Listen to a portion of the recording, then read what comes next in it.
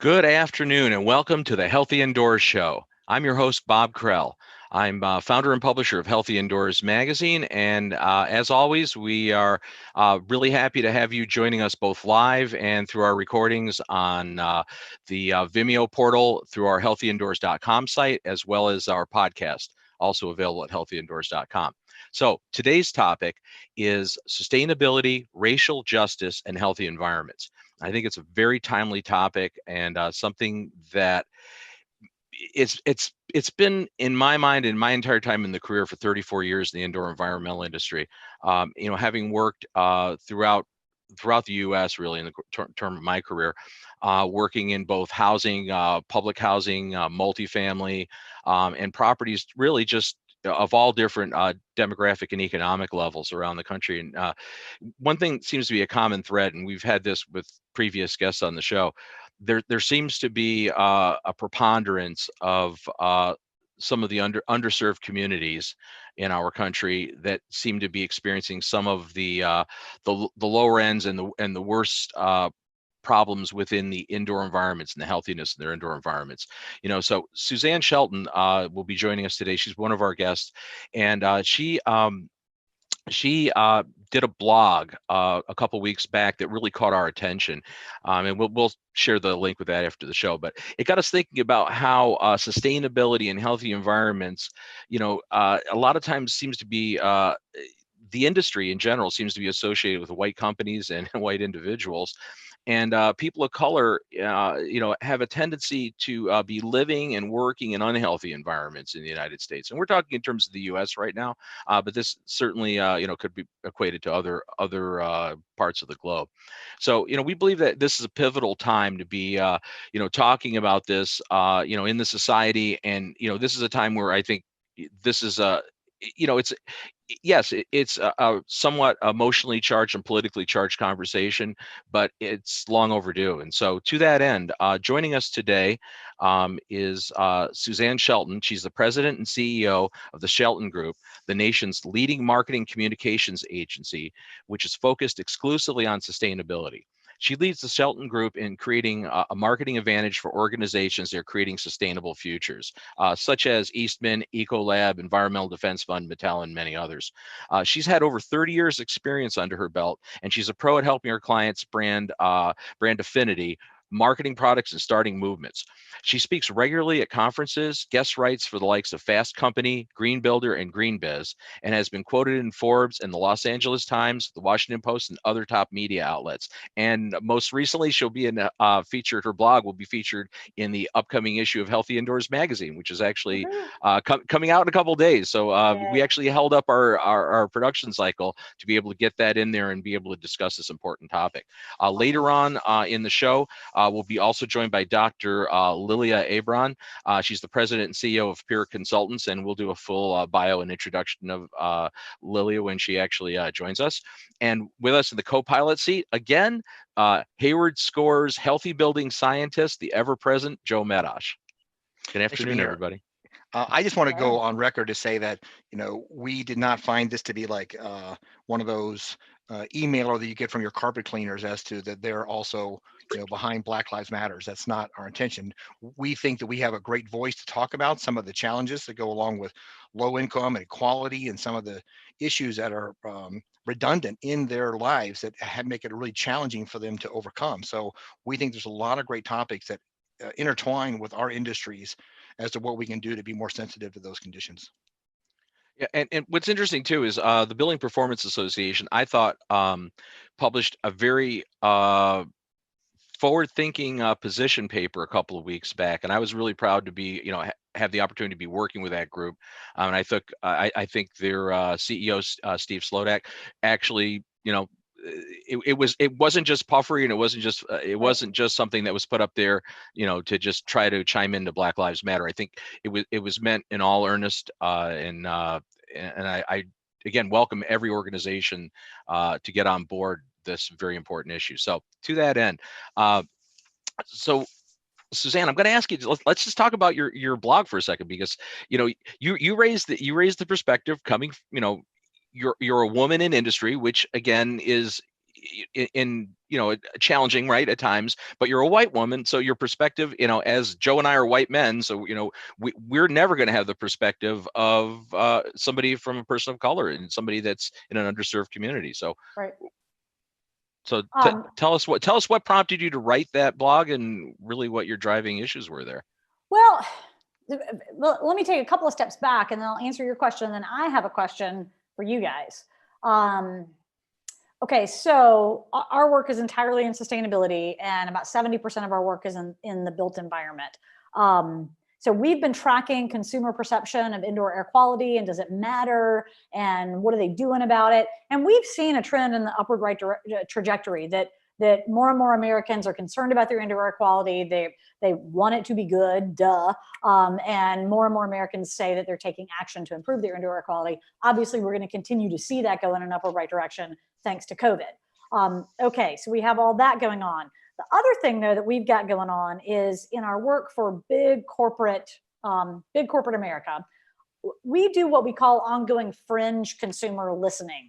So we are out in the social media sphere listening to, deep out there topics and folks as it relates to, sustainability type of issues. And, an example of this is many years ago, French consumers were concerned about plastics in the ocean, not because we were destroying marine life, but because they were worried about the toxins that are now in our food stream.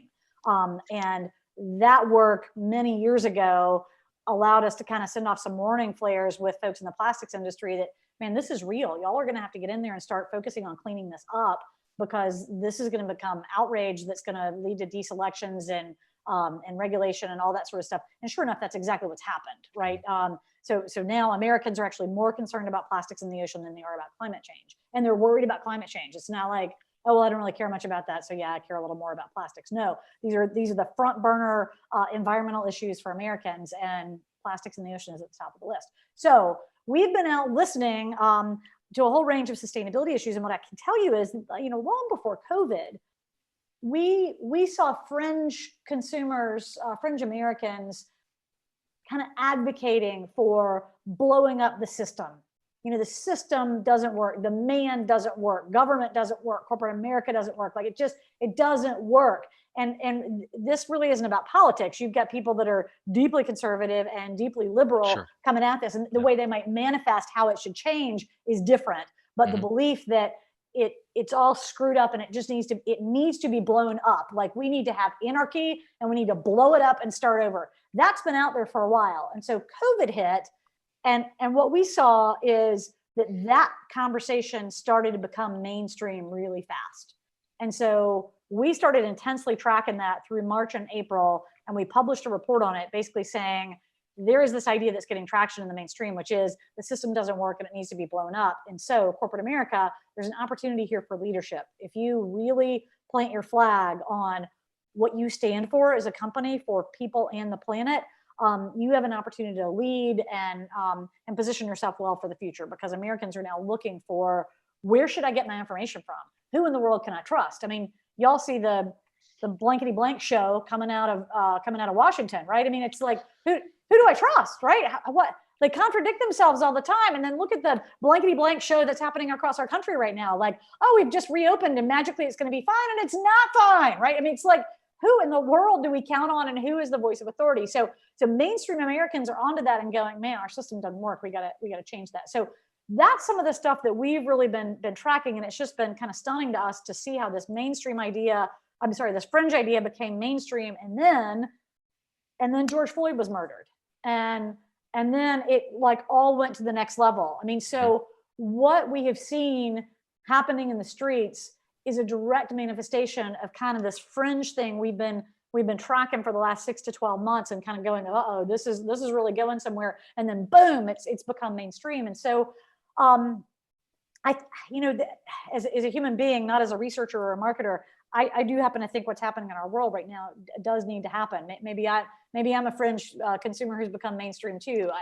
I think we do need to change a lot of things. I think what COVID-19 has laid bare is just all the social inequities, all the inequality, and how our system doesn't work. Our system is completely based on all of us buying more stuff all the time.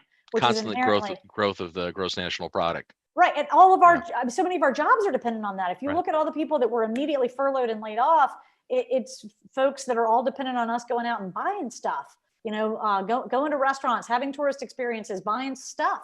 And, that is inherently unsustainable. And then you look at the folks who were laid off and just how on the edge so many folks are living, and that there is no savings to rely on. And, we've seen a lot in our social media tracking where the $1,200 checks everybody got, it's laughable. Like, oh, really? Big, rich elected official, you think that $1,200 is going to solve my problem? Yeah, thanks. For this week. Right, exactly. Well, the other is people want to stay on unemployment because they have an extra $600. They're like, whoa, $600. I'm doing great to stay home. So that is actually kind of a shocking small number to change your life and want you to not get a job. We've seen that. So anyway, this is what's been going on, the greater context. We've been doing a lot of advising of our clients around this. And then I think, for me, like so many Americans, George Floyd's death was a huge wake-up call for me personally. And I will tell you, I feel embarrassed to say that as someone who is in business to help companies do better for people and the planet and then tell their stories around that. Of course, I was aware of systemic racism. Of course, I was aware of social inequity, but I think there is something just so jarring about the fact that it's one more time and just how graphic it is, and that we just keep letting it happen. That me, like so many people, have had an awakening. And so the blog post that you're referring to, I think, is some soul searching on my part about what can we do, those of us as business owners, and particularly small business owners, what can we do? And what I've come to realize is, my company is in Knoxville, Tennessee. We work in sustainability, which is also very white, by the way. And we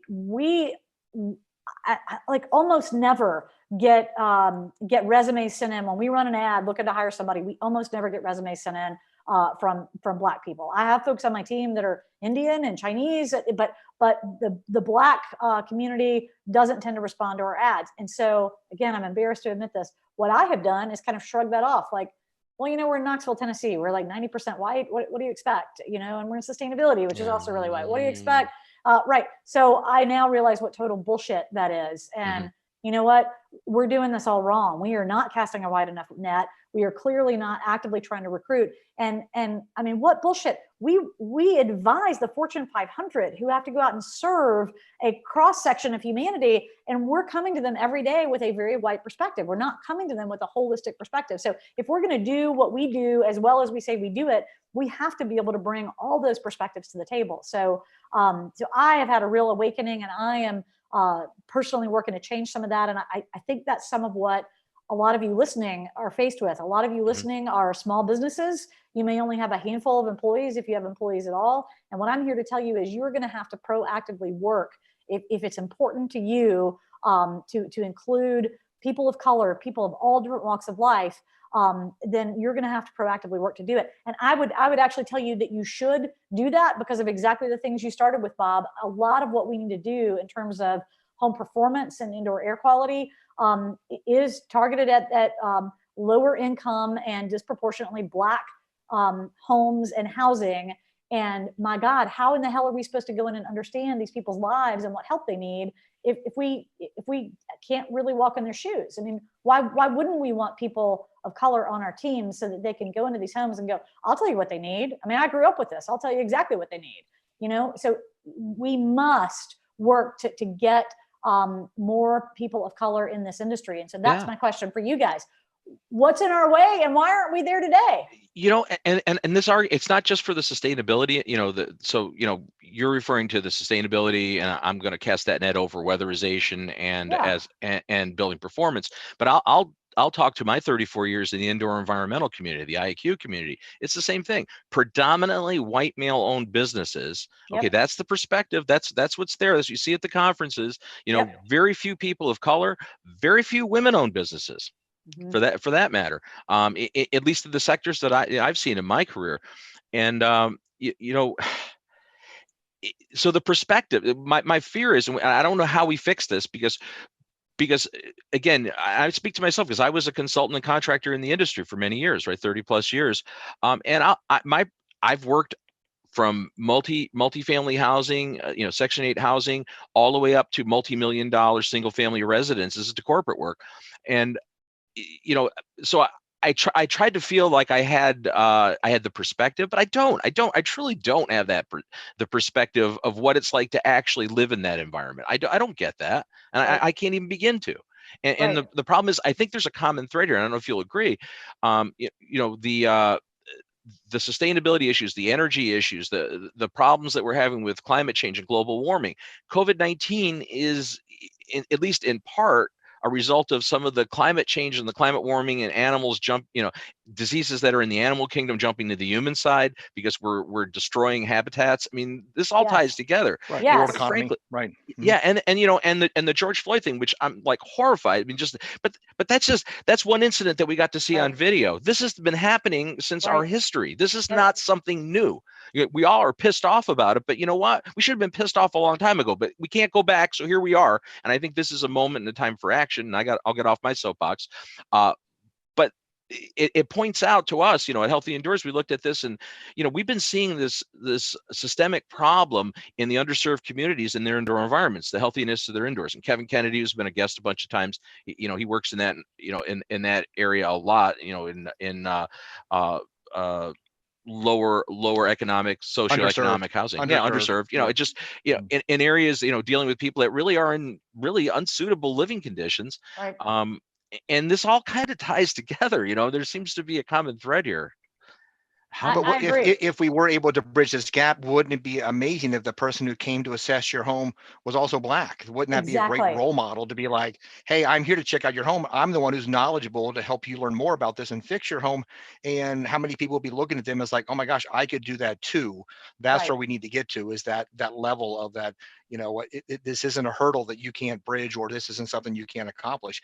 One of the resources that we have not really tapped is the military, that there are so many people that have come out of the military and have the experience, and we're not giving them credit for that experience, and we're able to not convert them into these great jobs. And if you're looking for a resource, my son's in the Coast Guard, my father's a Marine, and I hear stories about their friends and other people that get out and they struggle to get a job because they say, oh, what's your experience? And they don't think the military is an experience. And I got to tell you, man, if you're in the military, you have leadership skills, you understand how to do it. They want to get it done that day, that week, not like, oh, let's make this a summer project. They are Right. highly motivated individuals and a great source for you to find people.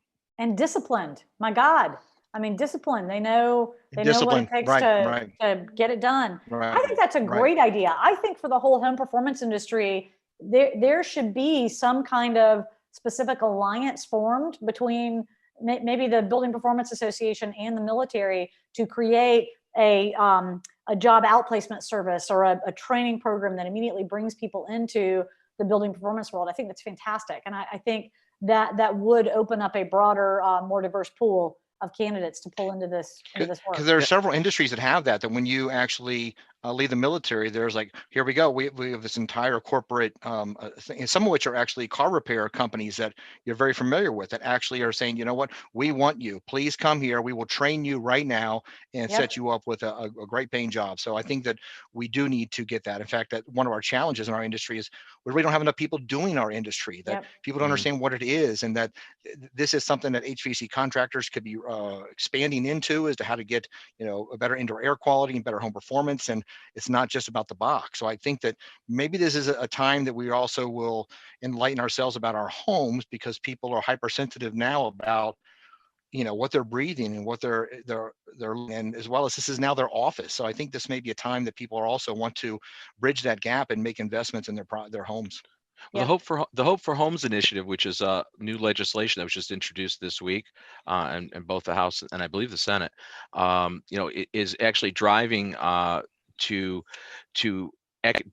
try to act as a stimulus for this COVID pandemic, right? To actually create more jobs, create more opportunities, and one of the driving factors is that to help try to do energy performance upgrades to deal with some of the the properties in some of the underserved communities.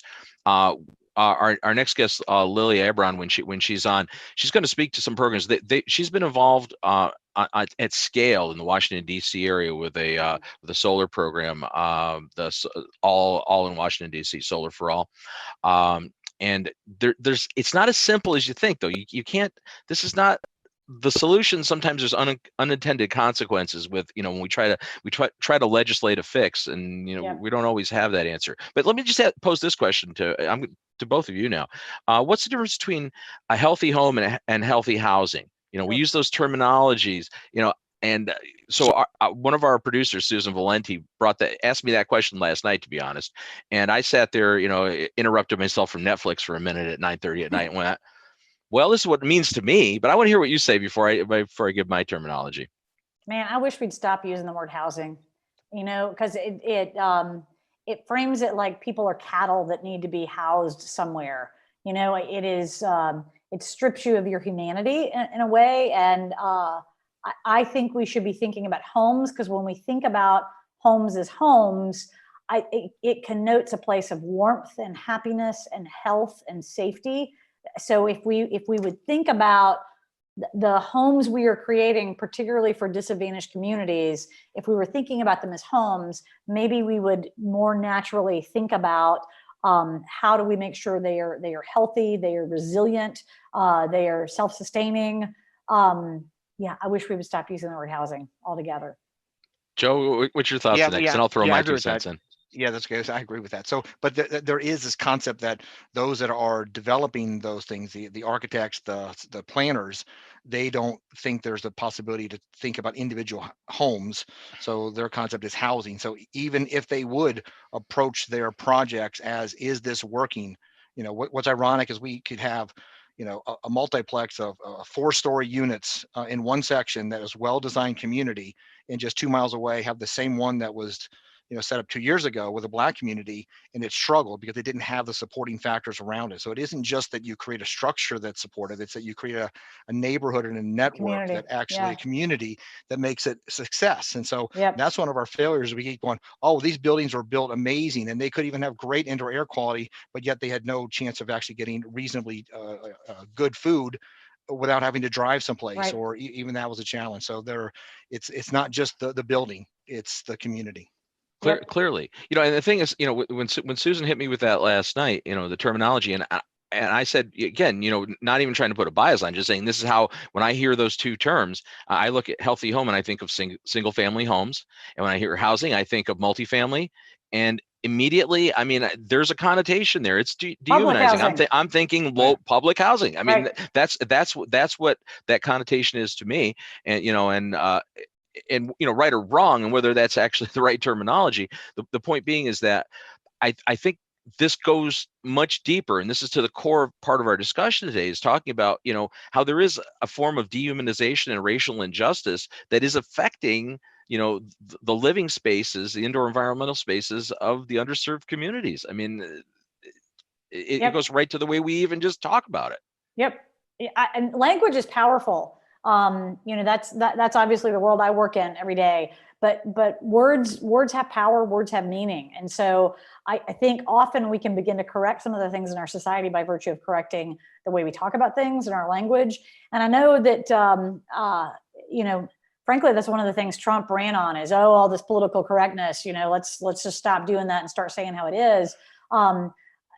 There's part of me that goes, well, yeah, I mean, you don't want to be so polite that you then don't get your point across, but we do have to recognize that words have words have power, and words have meaning. And so a word like housing connotes something that maybe we don't want it to connote. And there are all kinds of other words that I think we should be mindful of and how we use them. Well, I mean, so you deal a lot with the sustainability side and the weatherization programs and marketing for business owners, right? I mean, that's part of what you do outside of doing Fortune 500s. You also work with smaller businesses as well. That's right. And so how do you articulate, like what would be what has changed? Okay, I'm going to rephrase this question. 2 months ago, did you have a different message that you would convey to, let's say, a prospective small business owner of a billing performance company that you potentially was going to become a client of your agency? to what you would say now, in light of the current developments and what's the traction that's been happening in the country? Has it changed? Well, a little. I mean, I've been telling this industry as well as high performance home builders that health is a much more compelling message, and it is a more compelling driver for someone to spend money to fix their home than saving a few bucks on your energy bill. And in this industry, we have tended to want to scream, save money, save money, save money. And it's not enough of a motivator. But if I'm worried that my kid has allergies or asthma, I'm motivated to spend some money to fix that. So that message hasn't changed, but it's accelerated. It's like, guys, if you're not already leading with health messaging, you've really got to lean into that, and you've really got to lead with that. The other thing that I'm telling smaller business owners that really had lived in my purview of Fortune 500s before is you've got to talk about what you're doing for people in the community as a company. It's not enough to just talk about, well, here's the end benefit I deliver, here's the service I deliver. You've got to talk about what you're doing as a company. So here's how I'm ensuring pay equity for my employees. Here are ways in which my employees and my team are giving back to our communities.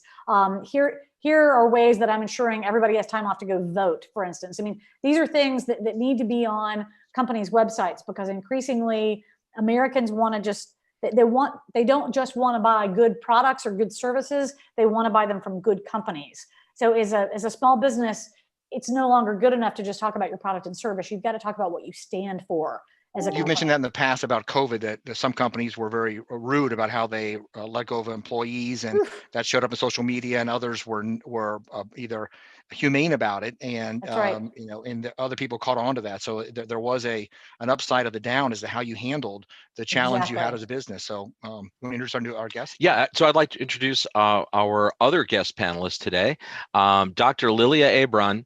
She's a professional engineer, and she is president and CEO of Peer Consultants, the largest Black female-owned and operated environmental engineering firm in the United States.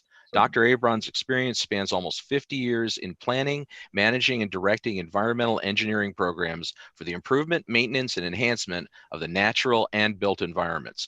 She is the first African-American woman in the nation to earn a PhD in chemical engineering, and the first African-American to start an engineering consulting firm focused on the environment and its environmental issues. She was also one of the first professionals in the field to both suggest and demonstrate that sustainability initiatives can rapidly advance the condition of the impoverished sector worldwide. She's also founder of Peer Africa, an innovative design, build, and sustainable development company in we're in South Africa. It's in South Africa, right? Well, we are working in about most of the provinces, but primarily in the Northern Cape Province, KwaZulu, Natal, and Gauteng.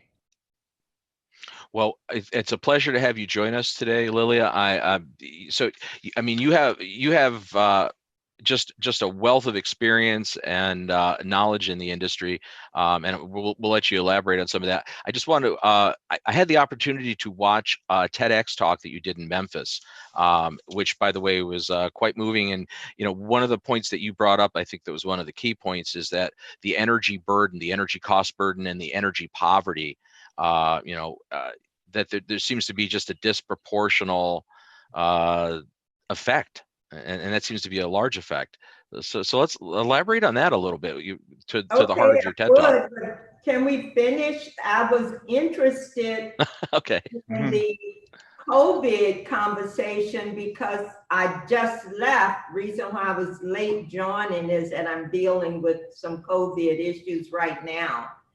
And I would like for us to finish that. And I would like to say that because my company did apply for the PPP and we did get it, that one of the things as a part of that is that you really should not be laying off your employees if you can not do that. And as part of the PPP, you should have added in what your payroll costs are. Well, that was the purpose of it. That's the purpose. That's right.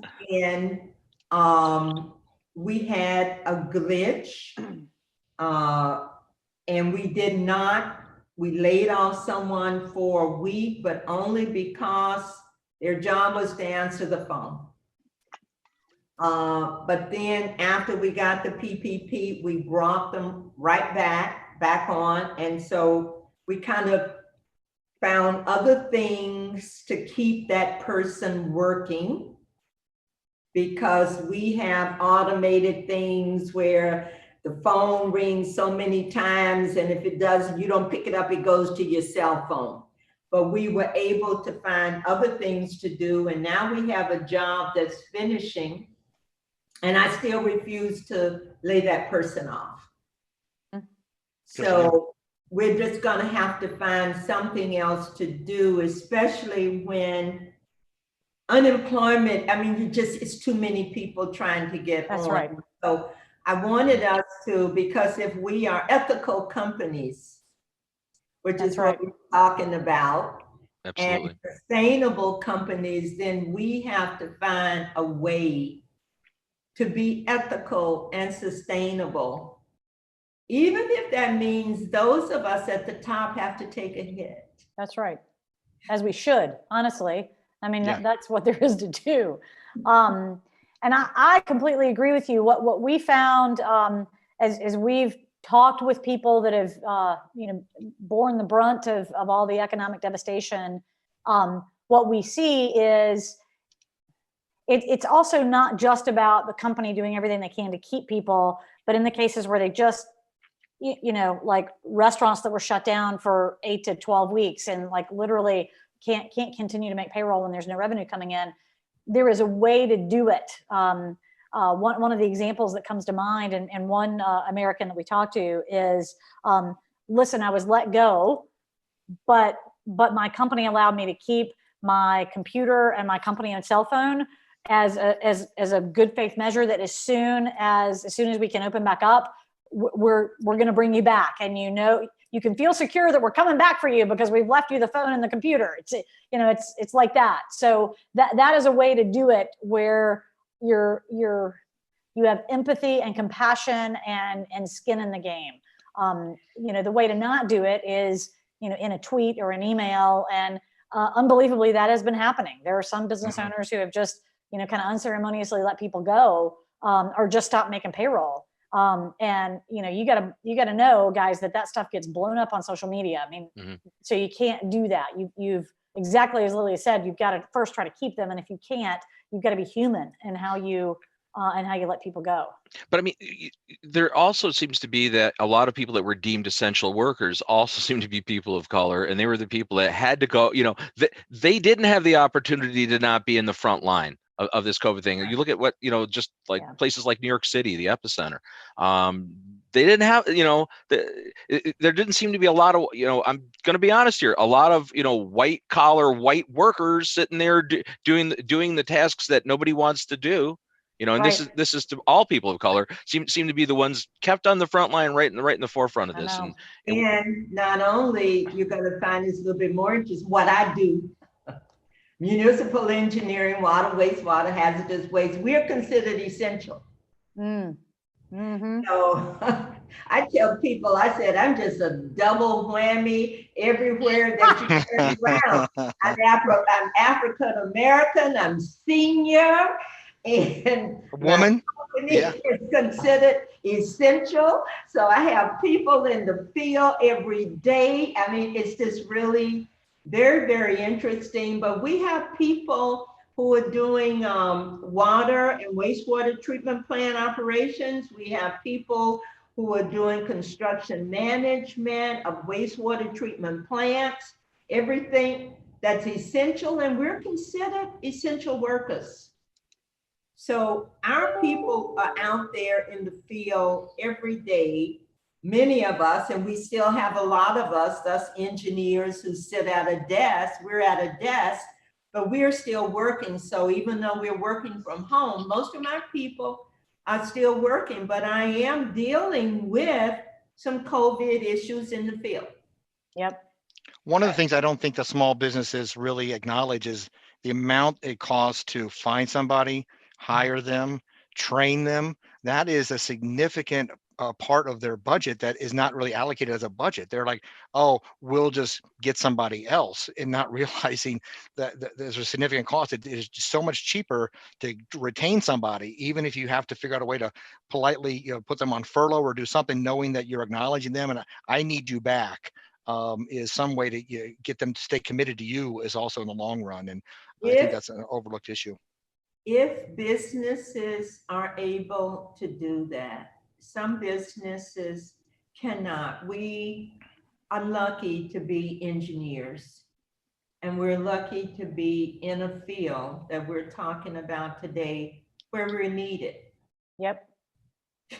But I think some people want to be a part of their company still, even if they understand that I may not be getting paid here, but you still have maybe a once a month meeting or something to just say that we want to find out what's going on with you, and you're still part of us, even though financially this is a challenge. I think that there are things that could be done right now that we're a little fuzzy about, or people are afraid to commit to them and saying, well, I want you to come on a meeting, but I can't pay you. I think that, if they don't want to come, that's okay. But I think they want to still be attached to this company that they've already spent their life with.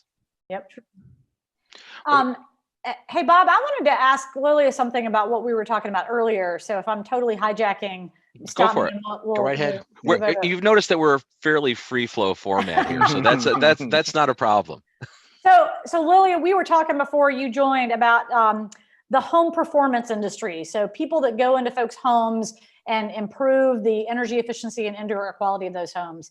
It is overwhelmingly middle-aged white guys that do this work. I see it. I speak at a lot of these conferences, and that's who I see in my audiences. I've had a lot of these folks through my houses, and that's who I see. So the question I was asking that I don't have an answer to, and I wonder if you have any insight, what could this industry do to proactively pull in people of color, all people of color? What could we do? And women, by the way, what could we do to create true diversity inside the home performance industry? Do you have any thoughts on what can be done to pull in folks? Or even your engineering. So that's a similar field that has the same kind of bunch of white guys like Bob and I dominating. Smarter ones, but nonetheless, they look the same. Let's talk about, she sounds like she's talking a little bit, not much, but part of his home performance by Energy Star. And a couple other things. We've solved that problem again in the Washington metropolitan area. We have very proactive energy efficiency programs in Washington, D.C., and Prince George's County, Montgomery, in the surrounding area. And we have diversity programs that are being enforced. So we have these certifications, MBEs, CBEs, SWANA, all of this. And a lot of them are not color-based, like CBE says if you're headquartered in the District of Columbia and you're legitimate, then you're CBE, and we're going to try and push as much of our funds to CBEs as we do to other firms. So we have in Washington, D.C., something called the Sustainable Energy Utility. Mm-hmm. It's not a utility, it's not a regulated utility, it's a program management contract. Yep. So the purpose is to push energy efficiency for all of the rate payers in the District of Columbia. So that's private, residential, everything. So for a lot of the work that's done, the construction work, as part of the DCSEU, there are a group of contractors who are then turned to, if you need light bulbs changed, HVAC repaired, do all of this, you first come to these CBEs. Yep. So you have to be certified in order to get this work. And we have a tremendous number of non-white construction and non-male construction companies who are a part of this. So how did you do that? How'd you create that? How'd you get all those non-white folks? Because we have the businesses in DC. Mm-hmm. We have them. And then we said, in order to participate in this program, you must be a CBE. Got it. So then, and I can tell you, we have a lot of white construction companies as well. And people have moved into DC, headquartered in DC, so they can get CBE certification. Yep. Because for the most part, the district is trying to be fair and trying to be consistent. But we have those industries in DC. It's a metropolitan area. In the Washington metropolitan area, you have the skills, you have an environment where people tend to want to spread the work around. But the one thing I have to say is we have the companies here. It's where you don't have those companies. And I guess that's where Job Corps comes in. But you have to have a willingness to want to hire those firms. Yep. You either have to have the willingness or you have to be nudged. Yeah. Well, you know, so it's interesting, many of the times the energy or the solar programs, that are aimed at low and moderate income people, right, to save money, don't exactly produce the intended results, right? And I know, Lilia, you were involved with the Solar for All in Washington, D.C., and that's a program that was intended to lower energy costs for people in underserved housing. Yeah, 80% AMI and less. That's what the Solar for All program is geared towards. And we reduce it, supposed to reduce your energy bill by at least 50% per year. They're very strict on that program here in the district, extremely strict. It's difficult only in the sense that a lot of people who are 80% AMI and less, and those who are on the lower, they don't want to give you their paperwork because you have to prove 80% AMI. So some of us have found it difficult to get some people enrolled in the program because they don't trust government. They don't know what you're going to do with their paperwork or how it's going to be handled. But Bob, for the most part, that program is working. The more difficult part of that program is getting the real estate to put the panels on the roof. Because in some cases, what it's costing to repair the roof is probably more than what you're getting out of the program. Just from the structural capacity, being able to actually support that extra weight up there. Yeah, and it's a grant. It's not a contract. So you're working within the confines of the grant. So a lot of firms are not really set up to work under grants. So that's another issue. But for those companies who have people on the street knocking on doors every day and finding people who say, yes, I'll do it, then they've been very successful. But it's more successful among those companies that have people on the street just knocking on doors, knocking on doors. We ended up working with a company that's set up for that kind of work to implement our program. But it is working. The thing I find a little annoying about the program is that it's paid for by ratepayers. I'm a ratepayer. But I'm not 80% AMI and less. What about us? Right. So I want to elaborate because I worked with a large group in California. You could imagine what group I could be mentioning.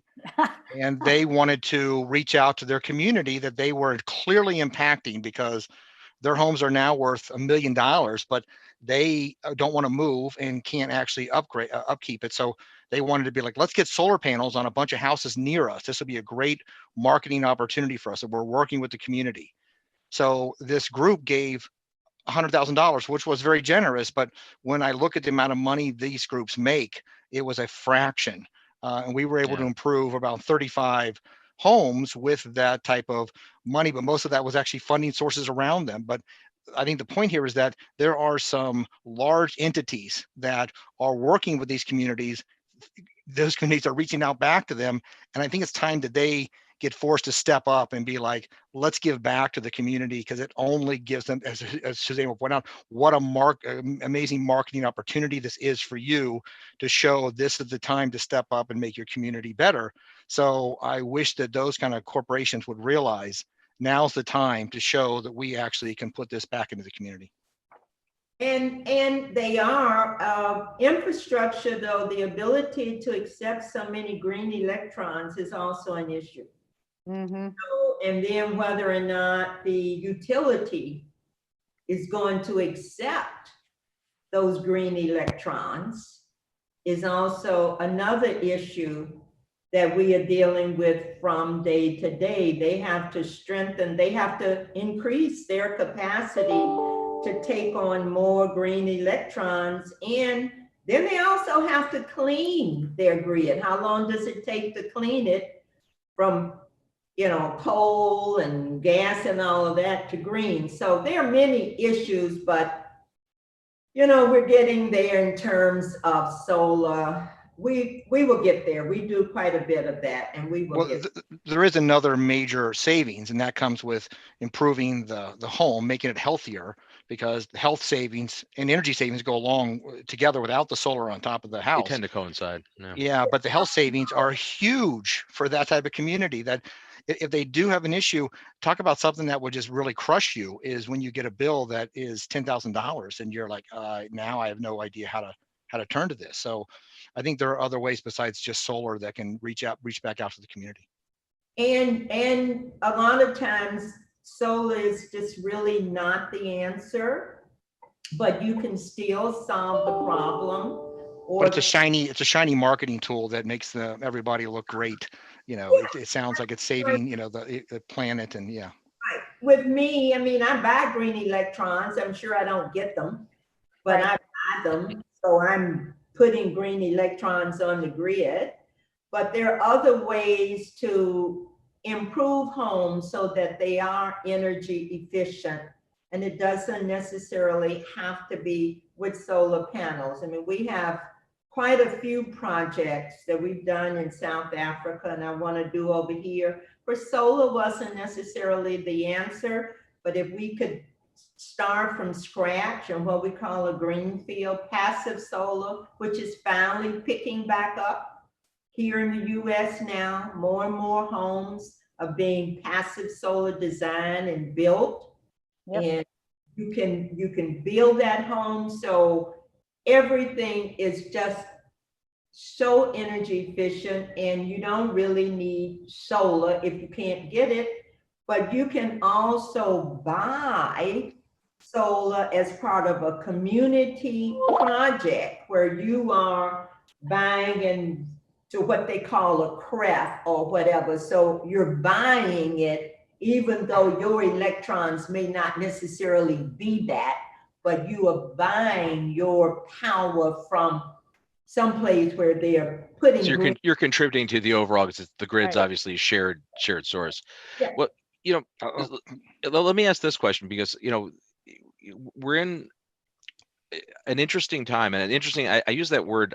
That's probably the total wrong word, but we're at a point where this is a pivotal time, perhaps, in this country, in light of the pandemic, in light of, you know, the whole George Floyd thing, which honestly is just, you know, hopefully will serve as a catalyst for something positive, some change to be affected. But so, you know, how in these sectors, you know, and I'm going to pose this to both you, Lilia, and Suzanne, how do we capitalize, or how do we seize this moment in history where there's really a lot of things being brought to the forefront, you know, and the racial inequality, racial injustice seems to have a lot to do with how people of color are being affected by this pandemic, how, you know, we have systemic issues that have caused, you know, inequality in housing and you know, and all of that. And what are the steps? Where do we go now? What do we do? How do we not lose? There's an opportunity. How do we not lose this opportunity to actually make positive change, substantive change?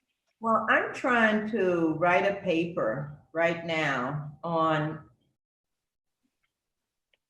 super spreaders and the relationship being an environmental engineer, the first super spreader that we really came in contact with was Typhoid Mary.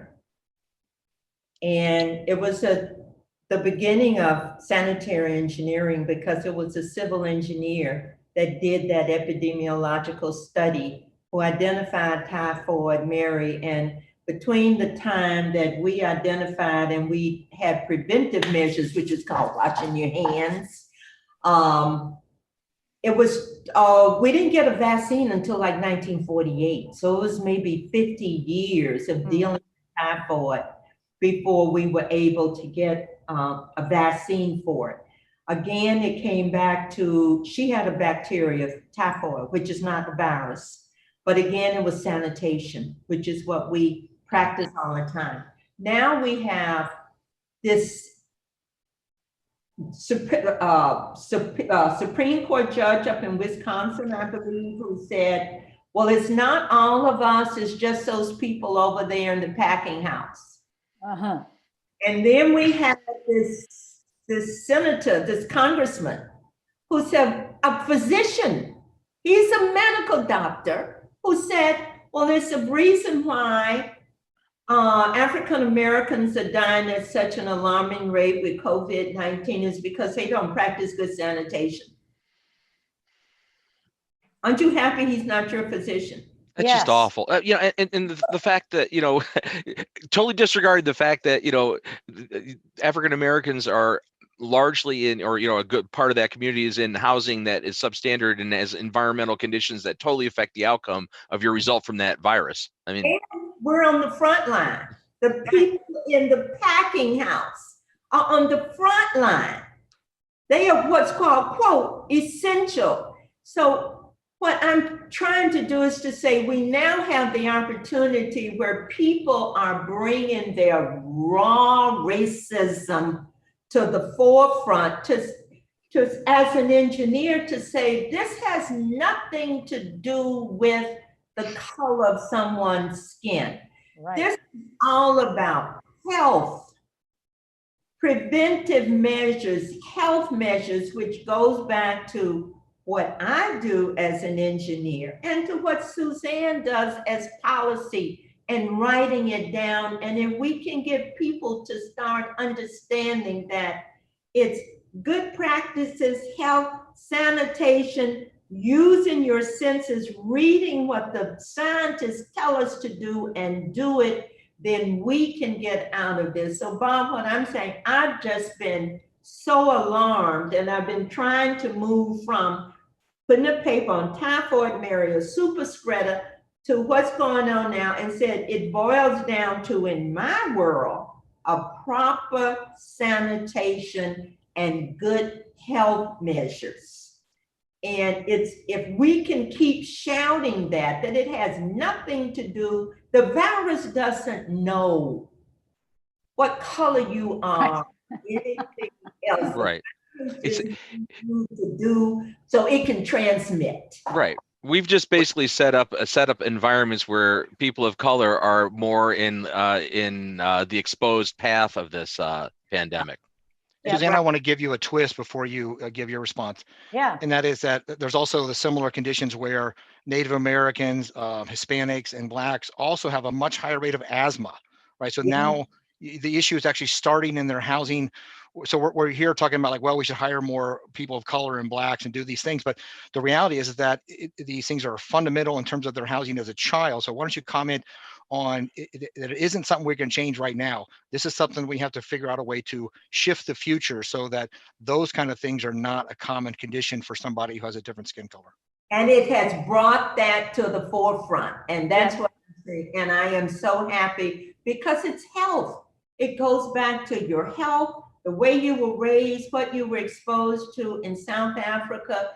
All the children over there in the townships, their noses are running, they're coughing.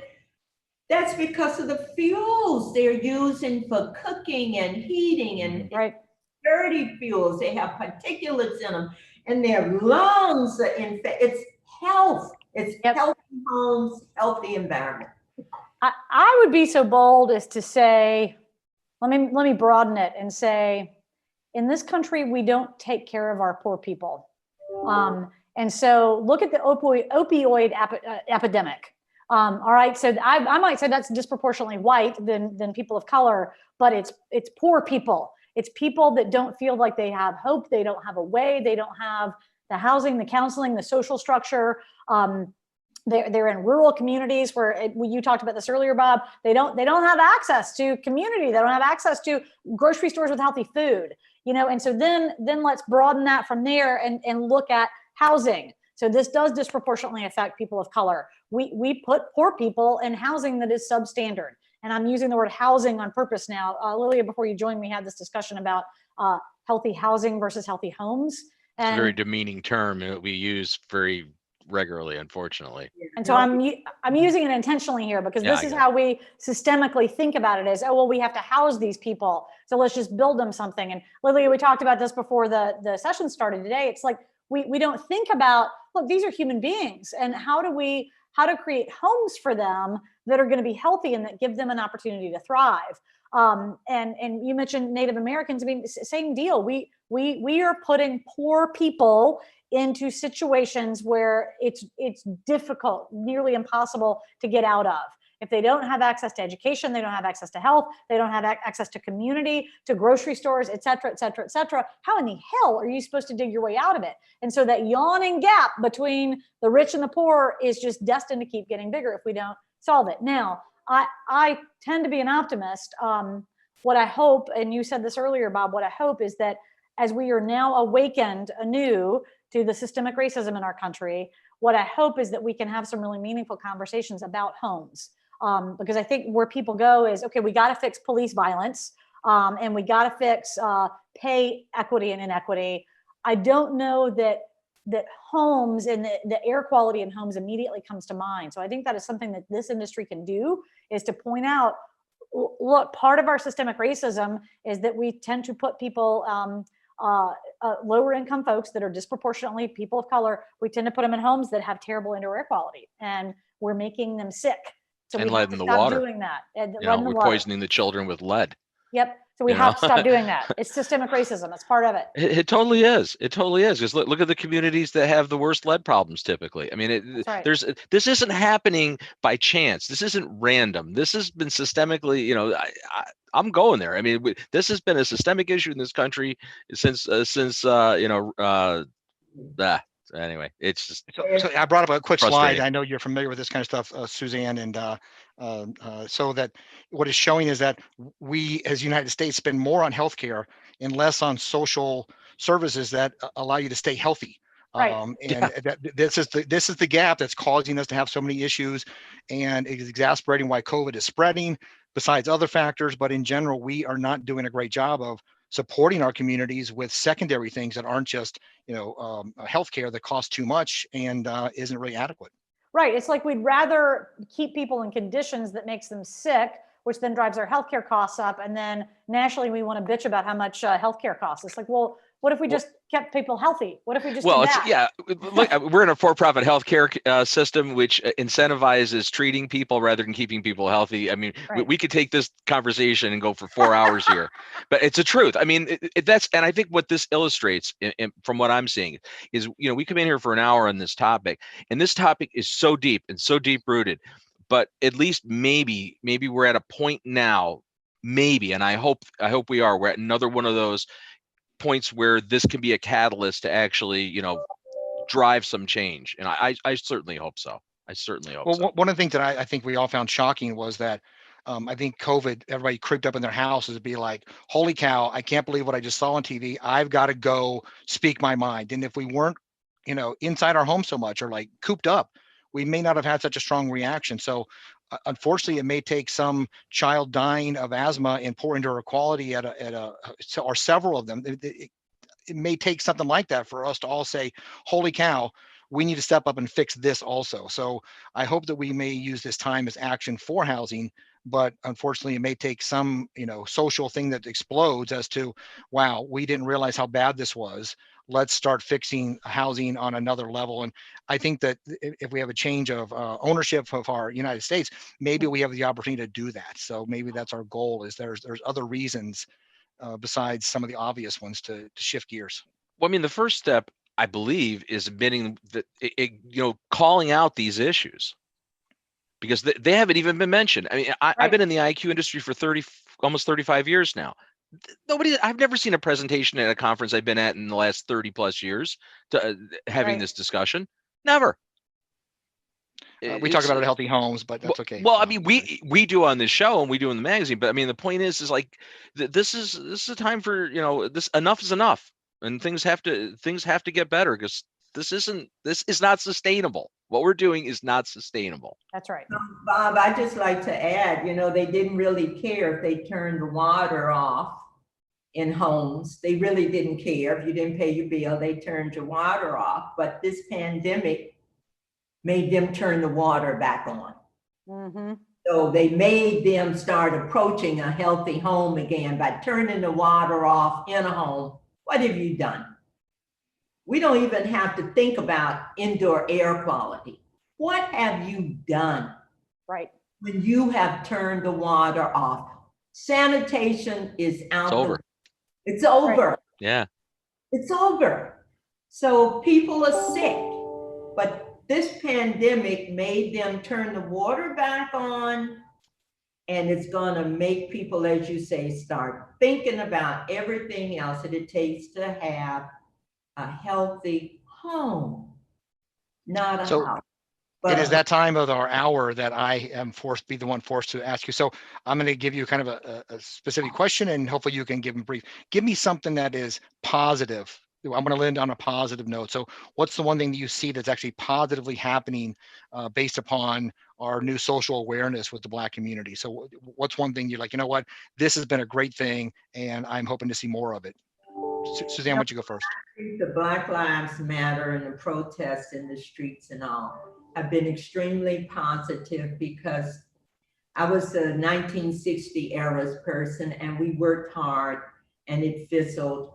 But I am so encouraged by the diversity of what I see, and the age. Yep. The age. That's very positive for me. Great comment. Suzanne? Well, and I want to piggyback on that. I think if you look at a lot of the social problems that have been solved around the world, they do tend to get solved by energy from young people. So I think that is what it takes. And by the way, I don't want this to be like a burden for young people. It drives me nuts when folks our age go, oh, well, Gen Z will fix this, or the millennials will fix it. It's like, it's our problem. It shouldn't be on them to fix it. But I think it takes their energy to help us get it fixed, right? What I think is positive is that a lot of business owners like me are newly awakened and newly dedicated to, how can I more proactively solve some of these problems in my own organization and in my world. I'll actually tell you the most positive thing. Corporate America CEOs have gotten the memo that when there is a social issue happening, they are now expected to comment on it, which was like not a thing you did 10 years ago. So they've gotten the message that they're supposed to comment on it. But what's great is that as all these CEOs have kind of, you could almost make a Mad Lib script for them, like fill in the blank of their company, but say these things about, we stand with Black Lives Matter and social injustice is wrong. Like they all sound the same. Yes. What's great is that people on social media are jumping back. Oh, great. How many Black people do you have on your executive team? How many Black people do you have on your board? So I think that's fantastic that CEOs are getting called on the carpet for what's right there under their noses. And I think that is going to drive change, because frankly, it's personally embarrassing for a lot of those CEOs. And they don't like being called on the carpet. So I think we're going to see some change simply because they've gotten out there and said a thing and people have challenged them on it. So I think that's a positive. My brief positive was, I was shocked at how fast communities were responding to these issues, from changing names to removing statues, stuff that I really thought would take a act of God to do some of those things were happening faster than you even thought of. Like suddenly we're talking about these things came down, like, wow, I didn't even realize that that was something that people were asking for. They were proactive about changing how they appeared to their community. I thought that was one of the surprise bonuses that have happened to the people protesting in a positive way. I mean, yeah. Protesting those things for the longest. Mm-hmm. And it just went, and finally, this was the tipping point. Yep. And made it happen. Yep. Yeah, and I think it's really important that this, this impetus, we continue to drive this forward, because it could also be a sadly lost opportunity if it fizzles. And but I don't know. I think maybe there is a critical mass now. The combination of the global climate imperative, the pandemic, and probably subsequent pandemics that we're about to be faced as a result of what we're doing in the environment and the ecology, and the fact that a lot of this stuff is really deep rooted in the racial inequality of the founding fathers of this country, and just and you have to they're not separate silos. This is things have to change. That's so right. Well, 2 years ago, we had a bunch of women step forward to run for office. I'm hoping that we have a large Black community step forward and get involved and run for office. I think that's the one thing that we're looking for. It's too late now for them to have got in this race, but 2 years from now is when you start planning for those kind of things. So, well, the big thing, I mean, let's face it, the big thing is our elected officials should really demographically represent the population of the country, thereabouts, right? It should at least be similar. Yep. 50% of the population are female. Yep. It's time for the old white boys club to be done. That needs to end. It just does. I just want to do a shout out. So Suzanne and Dr. Abraham, I appreciate what you do and how you motivate other women of any color to step up and being equal, because that is, we didn't talk about women's issues here. It was mostly a different type of topic, but I got to tell you that in all industries that you are undervalued. And so we appreciate you taking the lead on a variety of stuff where we normally see a bunch of white guys like us. So thank you. And I hope that more people are motivated by your cause. Thank you. Yeah, we definitely appreciate you taking the time out of your busy days to join us here on the show. We'll be again this upcoming issue of Healthy Indoors digital edition, which will be out in the next day or two. We'll have Suzanne's blog post that really started the impetus for this conversation, as well as we're going to feature the YouTube video from Dr. Abrams TEDx talk. No, it was great. Honestly, it was a fantastic TEDx talk. That was some of the best 9 minutes of focused topic I've seen in a long time. So they'll both be in Healthy Indoors magazine. Shout out to Joe here again. Joe works with Hayward Score, which tell us about it. Yeah, so briefly, it's a free online survey tool that helps you assess if your home is impacting your health, and we give you advice on how to improve the healthiness of your home, which also improves your health and makes a happier family and a better lifestyle. So you can get that at haywardstore.com/tool, gets you our new 2.0 version. Again, haywardscore/tool. There you go. Thank you. Excellent. I'm not even going to make the comment that I could have made, but Joe, as always, pleasure having you here. Not today. I guess we'll do a plug for Healthy Indoors magazine now, right? Because that's so every week we do this live Healthy Indoors show. We started doing it back in March, really in response to the COVID pandemic. Joe's showing us a crazy screen here. I'm seeing all this PowerPoint from staying up too late last night. Sorry. Yeah, wow, that is crazy. Nice screen there, buddy. Been active last night. Sorry. Yeah. Joe has no sleep. Joe literally works incessantly. I sleep a little, but I have deep bags under my eyes. But anyway, the Healthy Indoors show, as well as the Healthy Indoors magazine, are free. They're free and available. They're available at healthyindoors.com. We are doing this show live streamed every Thursday from 1 to 2 p.m. Eastern time. The recordings are available on the site at that tab, the HI Show tab. There's also an audio podcast of all our shows, so that's available. Today's show will be available in a couple of hours, so it takes a little while to get it up there. But in any event, I greatly appreciate both of our experienced, knowledgeable guests here on a topic that, honestly, as a white male in the industry, and Joe and I will both attest to this, is like we can't have your perspective. We can't.